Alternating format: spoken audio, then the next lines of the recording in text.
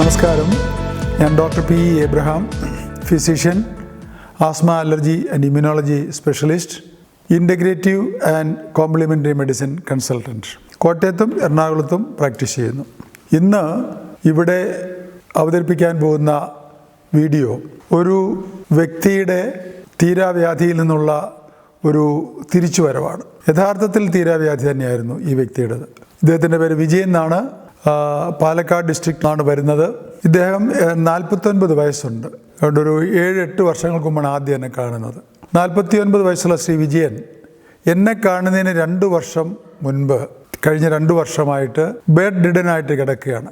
വിജയൻ തന്നെ പറഞ്ഞു, 5 മെഡിക്കൽ കോളേജിൽ, കോയമ്പത്തൂർ സഹിതം 5 മെഡിക്കൽ കോളേജിലെ വ്യത്യസ്ത ഡിപ്പാർട്ട്മെൻറ്റുകളും പിന്നെ ആയുർവേദവും ഹോമിയോപ്പതി എല്ലാം ട്രീറ്റ്മെൻറ്റുകളും ചെയ്ത് നിരാശയുടെ പടുകുഴിയിൽ വിജയൻ തന്നെ പറഞ്ഞിട്ടുണ്ട്, മരണവും കാത്ത് നിത്യരോഗിയായിട്ട് കിടക്കുന്ന ഒരു അനുഭവം ആയിരുന്നു.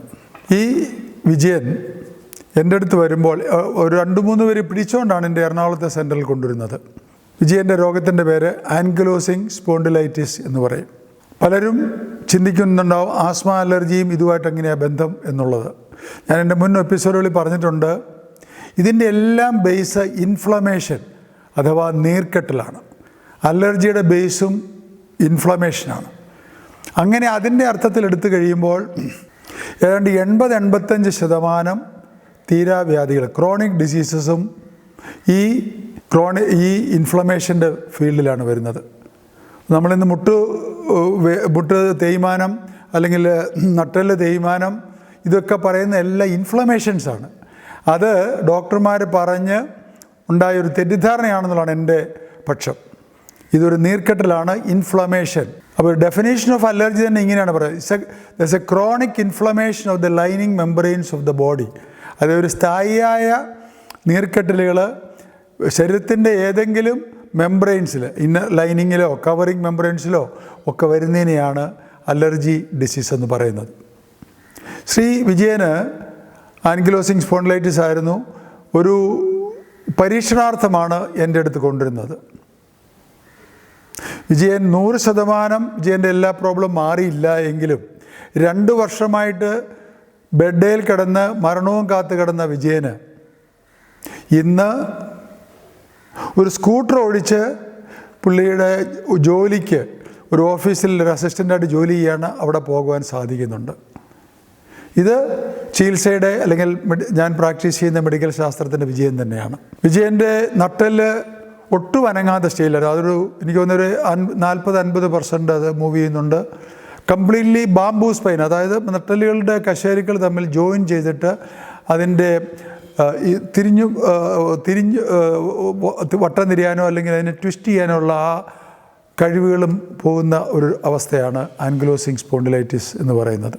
ആധുനിക വൈദ്യശാസ്ത്രത്തിലെ ലിറ്ററേച്ചറിൽ റെഫർ ചെയ്യുകയാണെങ്കിൽ ഒരു പെയിൻ കില്ലറും അതുപോലെ സപ്പോർട്ടീവ് മെഡിസിൻസും മാത്രമാണ് ഇതിനൊരു ചികിത്സ. ഇവിടെയും എൻ്റെ ഒരു അന്വേഷണത്തിൽ ഞാൻ കണ്ടത്, ശ്രീ വിജയൻ്റെയും ശ്വാസകോശത്തിൻ്റെ മെഷർമെൻറ്റ് ഞാൻ എടുത്തു. ശ്രീ വിജയന് ലങ് ഇൻവോൾവ്മെൻറ്റ്, അതായത് ആസ്മാറ്റിക് ഫൈൻഡിങ് ഉണ്ടെന്നുള്ളത് ഞാൻ കണ്ടു. എൻ്റെ ഓർമ്മ ശരിയാണ്, 50-55% ലങ് ഫങ്ഷൻ ഉണ്ടായിരുന്നുള്ളൂ. അപ്പം ചോദിച്ചു കഴിഞ്ഞപ്പോൾ വിജയൻ പറഞ്ഞ് സ്ഥിരമായിട്ട് ചുമയുണ്ട്, കഫക്കെട്ട് സ്ഥിരം വരും, തുമ്മലുണ്ടാവും. ഇതെല്ലാമായിരുന്നു ആദ്യം തുടങ്ങി. അതിനുശേഷമാണ് ഈ സന്ധികളിൽ വേദന വന്നു. അത് കഴിഞ്ഞിട്ടത് നട്ടെല്ലിലേക്ക് വ്യാപിച്ച് നട്ടെല്ലിൻ്റെ എല്ലാ കശേരുക്കളെയും ബാധിച്ചിട്ട് ഇതുപോലത്തെ ഒട്ടും അനങ്ങാൻ പാടില്ലാത്ത ഒരു സ്ഥിതിയിലെത്തിയത്. ആ വിജയൻ്റെ ഈ തിരിച്ചുവരവ്, ഇത്രയും രോഗത്തിൽ നിന്നുള്ള ഈ തിരിച്ചുവരവിനെ പറ്റി ശ്രീ വിജയൻ നിങ്ങളോട് സംസാരിക്കുന്നതാണ്. അത് നിങ്ങൾക്ക് ഒത്തിരി പ്രചോദനം ആകും എന്നെനിക്ക് അറിയാം. അത് നിങ്ങൾ ആസ്വദിക്കുമെന്ന് ഞാൻ വിചാരിക്കുന്നു. എൻ്റെ പേര് വിജയൻ.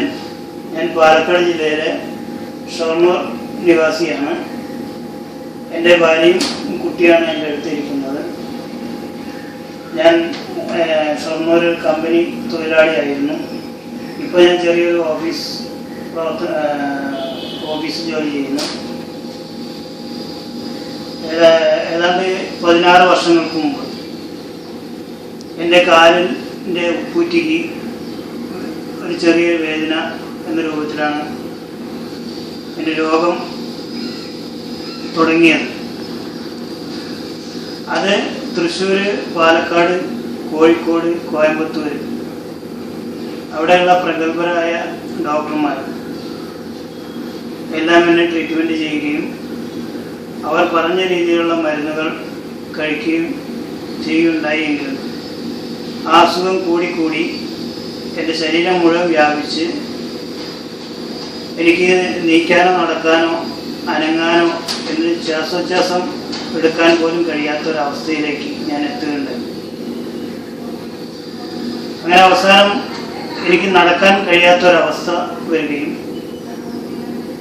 അത് ഡോക്ടർമാർ പരിശോധിച്ചപ്പോൾ കാലിന് ഓപ്പറേഷൻ വേണം, അതിന് ഭീമമായ ഒരു സംഖ്യ ചിലവ് വരും, ഏകദേശം 1.5 ലക്ഷം രൂപ ചിലവ് വരും, അതുകൊണ്ട് ഓപ്പറേഷൻ ഇല്ലാതെ മറ്റു യാതൊരുവിധ മാർഗവുമില്ല എന്ന് പറഞ്ഞതിൻ്റെ അടിസ്ഥാനത്തിൽ 1 വർഷത്തിന് മുമ്പ് ഞാൻ നിത്യരോഗിയായി കിടക്കിൽ കിടക്കുകയും ജീവിതാവസാനം വരെ ഞാൻ രോഗിയായി തന്നെ തുടരുമെന്നും രോഗിയായി തന്നെ ഞാൻ മരിക്കുമെന്നും കരുതിയിരുന്ന ഞാൻ, എൻ്റെ ഒരു സുഹൃത്ത് ഇവിടെ എറണാകുളത്ത് ഡോക്ടർ എബ്രഹാം, അദ്ദേഹത്തിൻ്റെ ഒരു ചികിത്സയിലുള്ള എൻ്റെ ഒരു സുഹൃത്ത് ഡോക്ടർ എബ്രഹാമിനെ കുറിച്ച് എന്നോട് പറയുകയും അദ്ദേഹത്തെ വന്ന് കണ്ടാൽ എൻ്റെ അസുഖം 100% മാറും എന്ന് പറഞ്ഞതിൻ്റെ അടിസ്ഥാനത്തിൽ ഞാൻ ഡോക്ടറെ കാണാൻ വേണ്ടി 1 വർഷങ്ങൾക്ക് മുമ്പ് ഇവിടെ ഈ എറണാകുളത്തെ ഹോസ്പിറ്റലിൽ വരികയും സംഗമം ഹെൽത്ത് സെൻ്ററിൽ വരികയും ഡോക്ടറെ കാണുകയും ചെയ്തു. പ്രഗത്ഭരായ ഒരുപാട് ഡോക്ടർമാരെ കാണുകയും അവരെ മരുന്ന് കഴിക്കുകയും എൻ്റെ അസുഖത്തിന് യാതൊരുവിധ ശമനവുമില്ലാത്ത അവസ്ഥ എൻ്റെ അനുഭവത്തിലുള്ളത് കൊണ്ട് ഡോക്ടർ എബ്രഹാമിനെയും അതുപോലെയാണ് ഞാൻ കണ്ടിരുന്നത്.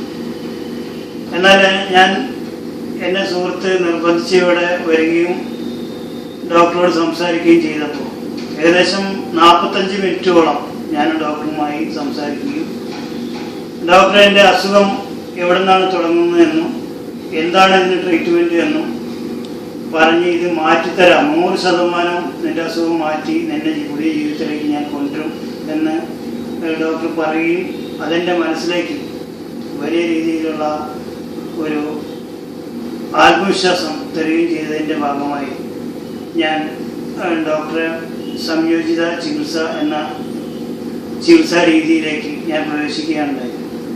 ഡോക്ടർ പറഞ്ഞു തന്നിട്ടുള്ള എല്ലാ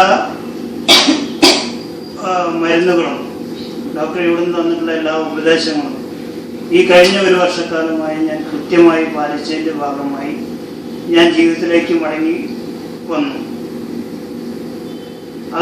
അസുഖമായി ഞാൻ ജോലിക്ക് പോകാൻ കഴിയാതെ കിടന്നാർന്ന ഞാൻ കഴിഞ്ഞ 1 വർഷക്കാലമായി ഒരൊറ്റ ദിവസം പോലും അസുഖമായി ഞാൻ ജോലിക്ക് പോകാതിരുന്നിട്ടില്ല. അത് എൻ്റെ ഇവിടുത്തെ ട്രീറ്റ്മെൻറ്റിൻ്റെ ഫലമായി തന്നെയാണെന്ന് ഞാൻ വിശ്വസിക്കുന്നു. അത് വളരെ കൃത്യമായി മരുന്ന് കഴിച്ചതിൻ്റെ, അതുപോലെ ഹോമിയോ മരുന്ന്, അലോപ്പതി മരുന്ന്, യോഗ, ഭക്ഷണത്തിലുള്ള ക്രമീകരണം, അങ്ങനെ വളരെ കൃത്യമായി കൃത്യനിഷ്ഠയോട് കൂടിയിട്ടുള്ള എൻ്റെ ജീവിത രീതിയുടെ ഭാഗമായി ഞാൻ ഇന്ന് വളരെ നല്ല രീതിയിലുള്ള ഒരു കുടുംബജീവിതമാണ് നടത്തിക്കൊണ്ടിരിക്കുന്നത്. അതിന് ഞാൻ ഡോക്ടർ എബ്രഹാമിനോട് വളരെ കടപ്പെട്ട് ഇരിക്കുന്ന ഒരു വ്യക്തിയാണ്. ഡോക്ടറെ പോലുള്ള ആളുകൾ എന്നെ പോലെയുള്ള രോഗികൾക്ക് വലിയ രീതിയിലുള്ള ആശ്വാസവും പുതിയ ഒരു ജീവിതത്തിലേക്ക് ആ രോഗിയെ കൈപിടിച്ചുയർത്തുന്ന ഒരു വലിയൊരു മനുഷ്യസ്നേഹി തന്നെയാണ് ഡോക്ടർ എന്ന് ഞാൻ പറയുന്നത്. ഞാനിവിടെ എത്തിപ്പെടാൻ വളരെ താമസിച്ചു പോയി എന്ന ദുഃഖം മാത്രമാണ് എനിക്കെന്നുള്ളൂ. കാരണം ഞാൻ കഴിഞ്ഞ 15 വർഷക്കാലം എൻ്റെ ജീവിതം ഒരുപാട് പ്രയാസങ്ങളും ഒരുപാട് വേദനകളും ഒരുപാട് ദുഃഖവും ഞാൻ അനുഭവിച്ചതിൽ എനിക്ക് കണക്കിലത് പറയാൻ വേണ്ടി കഴിയില്ല. എന്നാൽ ഇന്ന് ഞാൻ വളരെ ആനന്ദത്തോടു കൂടിയാണ് എൻ്റെ ജീവിതം ഞാൻ മുമ്പോട്ട് കൊണ്ടത്. ഏത് പ്രശ്നവും നേരിടാൻ ഇന്ന് ഞാൻ സജ്ജമായി കഴിഞ്ഞു. എൻ്റെ മനസ്സും എൻ്റെ ശരീരവും ഞാൻ സജ്ജമാക്കി കഴിഞ്ഞു. അത് എബ്രഹാം ഡോക്ടറുടെ ട്രീറ്റ്മെൻറ്റിൻ്റെ ഫലമായി തന്നെയാണ്.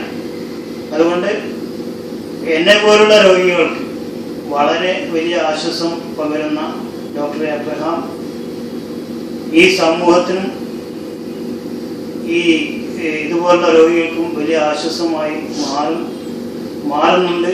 അതുകൊണ്ട് എന്നെ പോലുള്ള രോഗികൾ ഡോക്ടറെ വന്ന് കാണുകയും ഈ അസുഖത്തിൽ നിന്ന് റിലീഫാകാൻ വേണ്ട ഡോക്ടറെ കൃത്യമായിട്ടുള്ള ഡോക്ടറെ ഉപദേശം തേടുകയും മരുന്ന് കഴിക്കുകയും ചെയ്താൽ പുതിയ ജീവിതത്തിലേക്ക് തിരിച്ചു വരും എന്നുള്ളതിന് ഏറ്റവും വലിയ ഉദാഹരണമാണ് ജീവിച്ചിരിക്കുന്ന എന്ന് ഞാൻ സാക്ഷ്യപ്പെടുത്തുകയാണ്. ഈ പ്രോഗ്രാം നിങ്ങൾക്ക് പ്രയോജനപ്പെടും എന്ന് പ്രതീക്ഷിക്കുന്നു.